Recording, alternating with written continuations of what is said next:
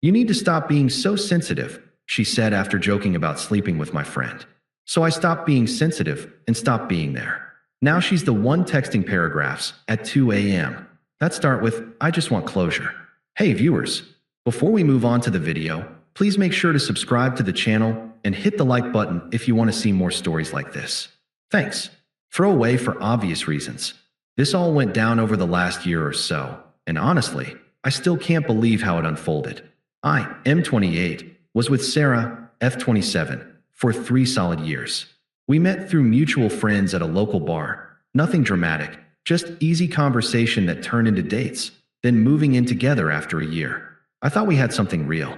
I was the guy who showed up, helped her through a rough patch when she lost her job, covered rent a few times without making a big deal, planned surprise weekends away. You know, the loyal type. But looking back, maybe I was too loyal. Too sensitive, as she'd say. It started small, these little digs she disguised as jokes. We'd be out with friends, and she'd toss out something that hit like a gut punch, but everyone would laugh because, hey, it's just banter, right?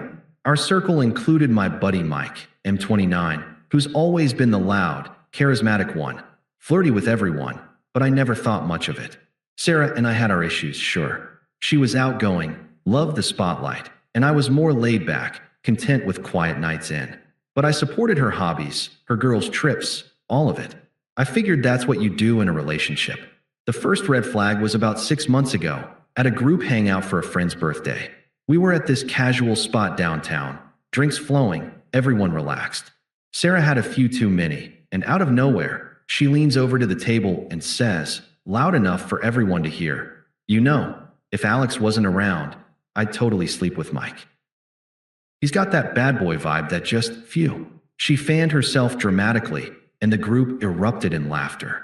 Mike played along, winking and saying, hey, door's always open. I forced a smile, but inside it stung.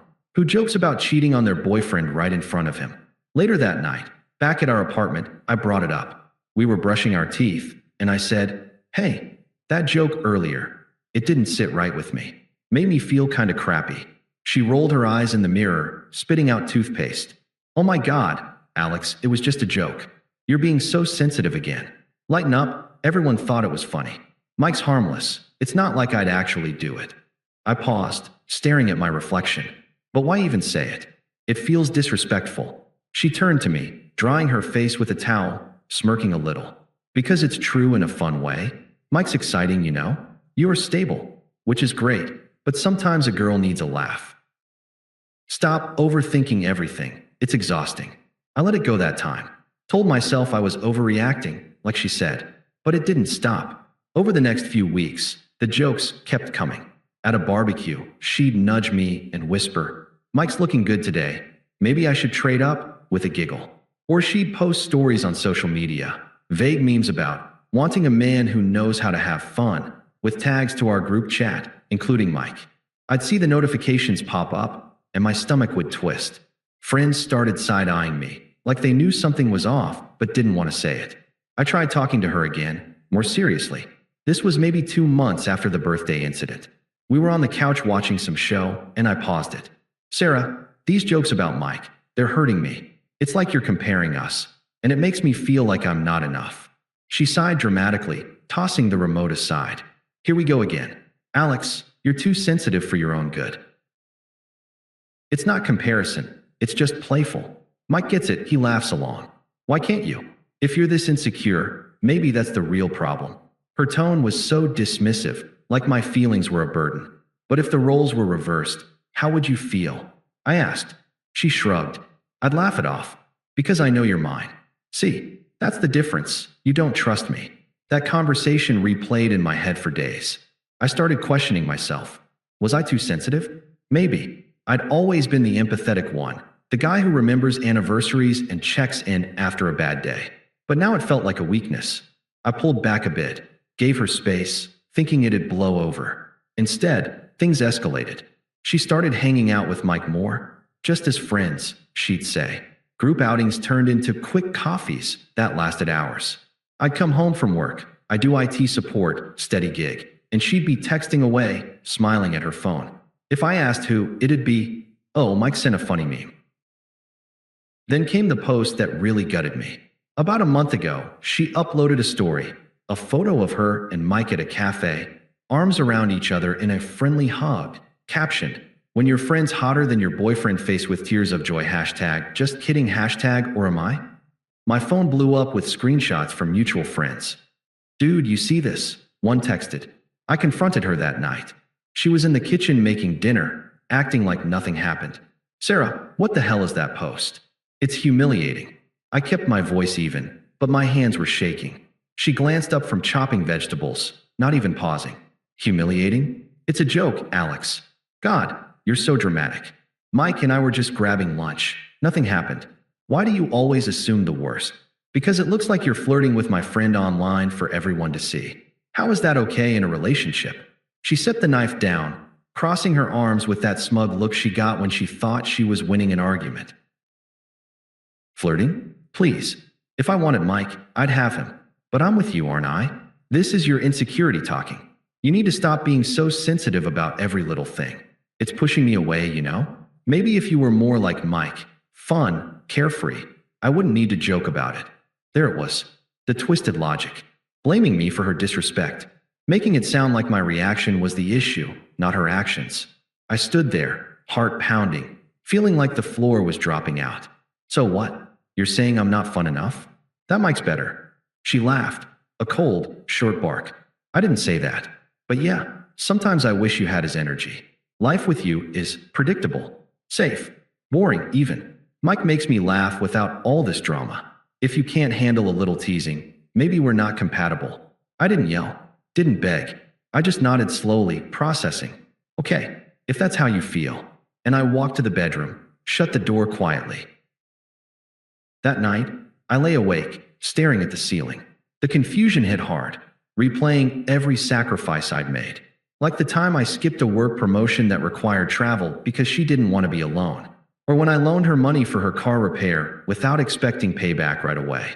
And this was the thanks? Jokes that chipped away at my self-worth until I felt like a backup plan. The next morning, she acted like nothing happened. Kissed me goodbye before heading to work. But I knew. While she was out, I started packing. Not everything, just my essentials. Clothes, laptop, some books. I called a friend with a spare room and arranged to crash there. No big scene. When she got home that evening, half my stuff was gone. She found me in the living room, bag over my shoulder. "What's this?" she asked, eyes widening. "I'm leaving," I said calmly. No tremor in my voice, even though my chest ached. She blinked, then laughed nervously. "Because of a joke? Alex, come on. You're overreacting." "No, because you told me to stop being so sensitive." "So I did. And that means stopping this too, stopping us. You want someone like Mike? Go for it. I'm done feeling like I'm not enough." Her face shifted from surprise to irritation. "Fine, if that's how you want to play it. You're being ridiculous, but whatever. You'll come crawling back when you realize how good you had it. No one's going to put up with your sensitivity like I did." I didn't respond. Just walked out the door, got in my car, and drove away. Blocked her on everything that night. Not out of anger, but to protect my peace. It hurt like hell, don't get me wrong. The first few days were rough. I'd wake up thinking about her laugh, the good times. Wonder if I was too hasty. Sit with the unfairness of it all, how I'd given so much, only to be dismissed as boring. But I didn't reach out. Instead, I focused on me. Signed up for a gym membership, started therapy sessions online. Picked up hiking on weekends, reconnected with old friends who'd faded during the relationship. Work got better too. I threw myself into a side project that led to a small promotion. Weeks passed in that quiet space. No drama from my end. I heard through the grapevine that she and Mike had started hanging out more officially. Mutual friends mentioned seeing them together at bars, her posting couple-wide pics without tagging him. I didn't ask for details, just nodded and changed the subject. But then, cracks started showing. One friend pulled me aside at a casual meetup. "Dude, Sarah's spiraling." Mike's not what she thought. Turns out he's got a temper, and he's been blowing her off. I didn't gloat. Didn't even feel satisfied yet. Just let it sink in. Karma was handling it, I figured. And sure enough, it hit harder. About a month after I left, the texts started trickling in. I'd unblocked her after a couple weeks. Figured if she needed closure, fine. The first one was casual. Hey, how've you been? Miss our talks. I didn't reply. Then came the calls, voicemail left at odd hours. But that was just the beginning. About 2 months after I left, the real unraveling began. I'd heard bits and pieces from mutual friends. Nothing I sought out. Just casual mentions when we'd grab coffee or hit the trails. Sarah had jumped straight into something with Mike, posting those subtle not subtle pics. Them at a concert, her head on his shoulder with a heart emoji. But then the post stopped. Friends said Mike had shown his true colors. Quick temper, flaky as hell. Apparently, he'd ghosted her after a blowout argument where he accused her of being too clingy. Clingy? From the girl who called me sensitive for not liking her public flirtations? Irony at its finest. Her job took a hit too. She worked in marketing, and word got around our circle that the drama with Mike spilled over. He was a contractor for her company, and after their fallout, he badmouthed her to colleagues. She got passed over for a project, then put on probation for unprofessional conduct. Mutual friends started distancing themselves. One told me, "We saw how she treated you, man." The jokes weren't funny anymore once we realized they weren't jokes. I didn't say much, just kept building my life. Therapy helped me unpack it all, the gaslighting, the way she'd twist my valid concerns into my flaws. I wasn't sensitive, I had self-respect. And damn, it felt good to reclaim that. The attempt started innocently enough, like she was testing the waters. First text. Hey Alex, hope you're doing okay. Saw that hiking pic you posted. Looks fun. We should catch up sometime. I stared at it for a minute, then deleted it. No response. A week later, another. Okay, ignoring me? That's mature. I just want to talk about what happened. You left without even giving me a chance to explain. Still nothing from me.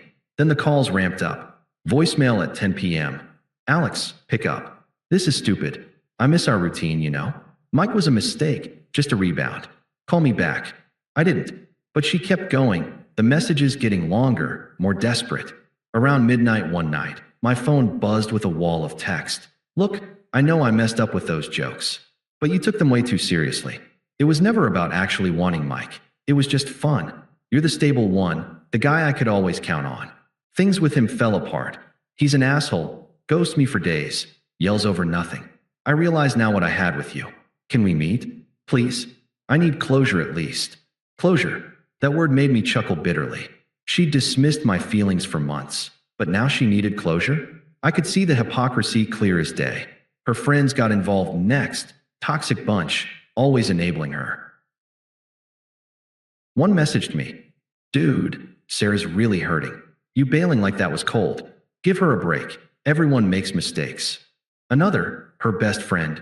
She's crying all the time. Mike screwed her over bad. Be the bigger person and talk to her. I replied to them politely but firmly. Not my problem anymore. Blocked after that. Then her family jumped in, because why not? Her sister called from an unknown number. Unpleasant as ever. The type who talks over you. Alex, this is ridiculous. Sarah told me everything. You overreacted to some harmless teasing. Now she's alone and miserable because of you. Man up and fix this.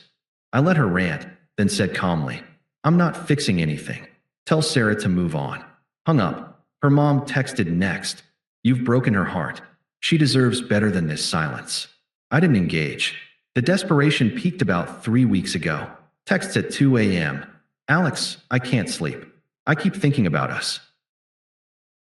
Remember that trip we took last year? You were so sweet planning it all. I took it for granted. Mike used me. He cheated with some girl from work, left me high and dry. I'm broke now, scraping by after that probation crap. Friends won't even hang out. They say I'm too dramatic. Please, just talk to me. I know I was smug, but I was wrong. Give me another chance. By then, her tone had shifted to anger in some messages. One voicemail. Fine, ignore me. You're heartless, you know that? I try to apologize, and you act like I don't exist. Those jokes were nothing. You're the one who couldn't handle them. If you were more secure, we'd still be together. This is on you. It revealed her true colors all over again. No real remorse. Just blame shifting when she didn't get her way. I saved a couple for my therapist, laughed about the irony, and kept living. The final nail came last weekend at our mutual friend Jake's birthday party. It was at a rooftop spot in the city, chill vibe, string lights, good music. I'd been looking forward to it. Life was solid. New promotion at work meant more flexibility. I'd started dating casually. A woman named Lisa from my hiking group, kind and straightforward, no games.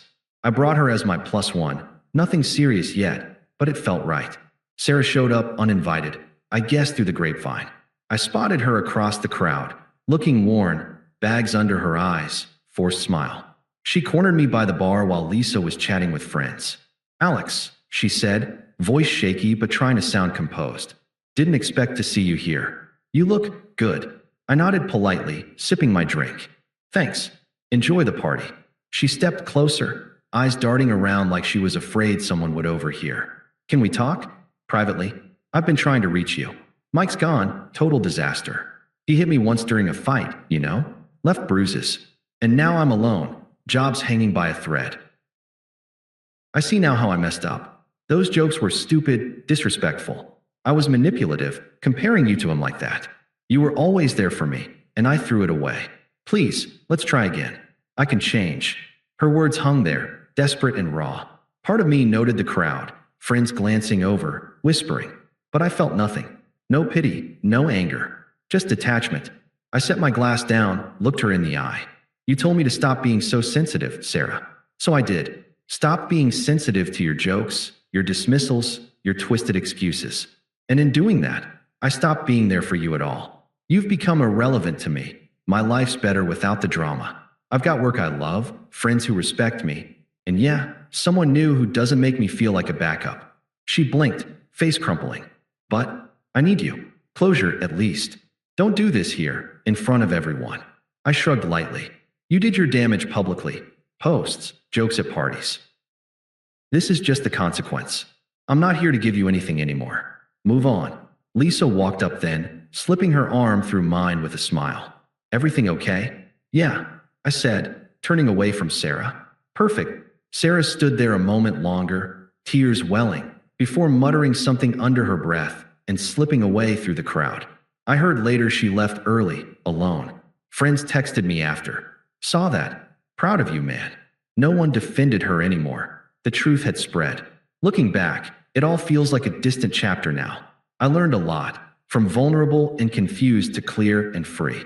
Her betrayal was outrageous, undeserved, but it pushed me to build something unbreakable. She's powerless in my story, just a lesson in what I won't tolerate. If you're reading this and it sounds familiar, trust your gut. Walk away with dignity. The rest sorts itself. Thanks for watching. Make sure to subscribe to the channel and hit the like button. What do you think about this story? Share it in the comments.